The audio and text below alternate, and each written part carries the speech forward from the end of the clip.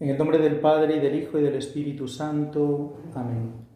La gracia de Jesucristo, el verdadero Cordero que quita el pecado del mundo, esté con todos ustedes y con tu Espíritu.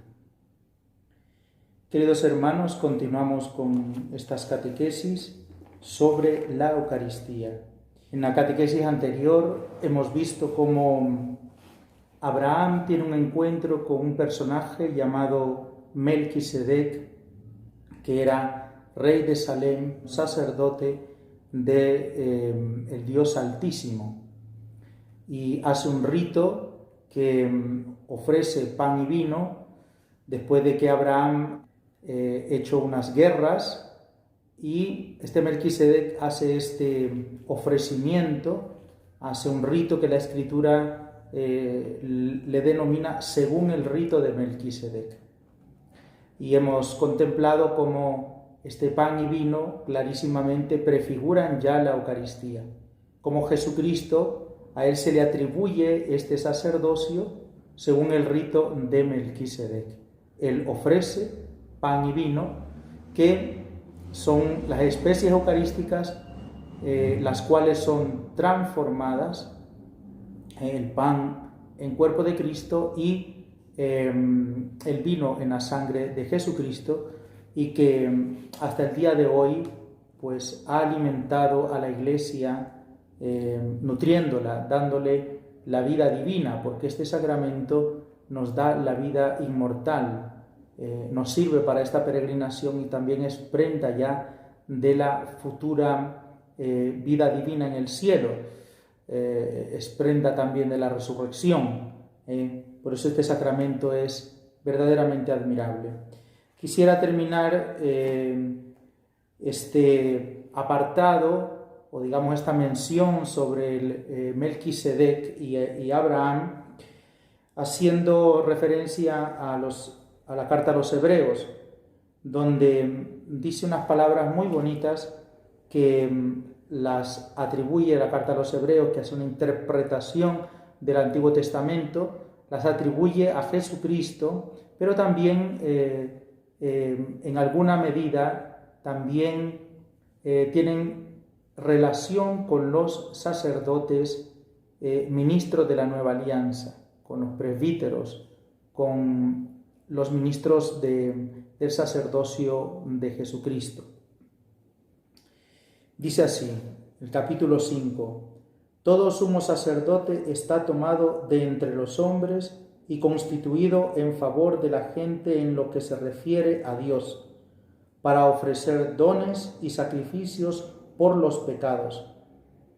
Es capaz de comprender a ignorantes y extraviados, porque también él se halla envuelto en flaqueza, y a causa de la misma debe ofrecer por sus propios pecados lo mismo que por los del pueblo. Y nadie puede arrogarse tal dignidad, a no ser que sea llamado por Dios como Aarón. De igual modo, tampoco Cristo se atribuyó el honor de ser sumo sacerdote, sino que lo recibió de quien le dijo: Hijo mío eres tú, yo te he engendrado hoy. También dice en otro lugar: tú eres sacerdote eterno a la manera de Melquisedec.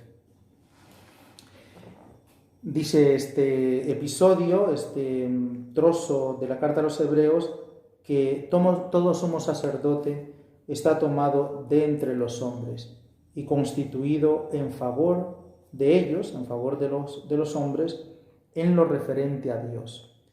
Cristo ha sido tomado de entre los hombres, ha tomado nuestra condición humana. Dice San Pablo que él pasó como uno de tantos, fue como uno de nosotros, actuando como un hombre cualquiera. Él se somete a la muerte, y la muerte más ignominiosa, que es la muerte de cruz. Por eso Dios lo exalta, y lo exalta como sumo sacerdote, aquel que intercede, que está presentando sus santas llagas ante el Padre en favor nuestro, y por eso su sacrificio es eterno, según el rito de Melquisedec, porque hijo mío eres tú, yo te he engendrado hoy. O sea, hace relación a la encarnación del Hijo de Dios.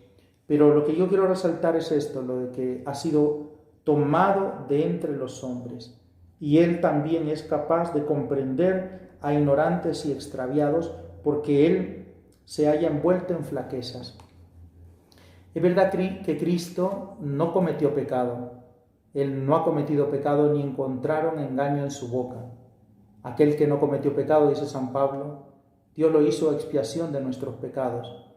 Aun cuando Él estaba libre de los pecados, pero Él ha entendido nuestra naturaleza humana porque se ha encarnado, se ha hecho uno como nosotros, ha padecido, ha sufrido, ha compartido todo, digamos así, la bajeza de nuestra naturaleza, excepto en el pecado, excepto en el pecado. Es un misterio enorme la encarnación.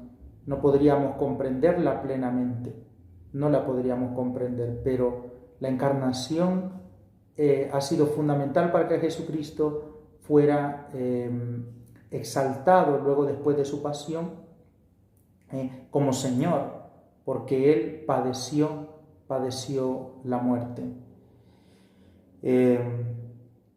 Es sorprendente profundizar en este misterio del sacerdocio de Cristo, porque no es un sacerdote incapaz de compadecerse de nosotros. Él es muy cercano a nosotros. Por eso en la Eucaristía hay un sentimiento de cercanía de parte de Dios, de grandeza, de sublimidad ante la grandeza del misterio. Sí, pero también hay una experiencia de la ternura de Jesucristo que se abaja y se nos da en alimento. Por eso la mesa eucarística nos hace presente una reunión de confianza, un lugar donde el Señor se une a nosotros, comparte nuestra propia existencia y nos purifica de los pecados, somos santificados por esta liturgia de santidad. Y también Abraham no solamente tiene este encuentro con Melquisedec, sino que también en su vida tiene un acontecimiento muy importante, que es que Dios le pone a prueba. Dice la misma carta a los Hebreos, casi en este mismo discurso del sacerdocio de Jesucristo, el sumo sacerdocio del Señor, dice en lo referente a la fe, ya sabemos que Abraham es el padre de la fe, y dice así: por la fe Abraham, sometido a prueba, ofreció a Isaac como ofrenda.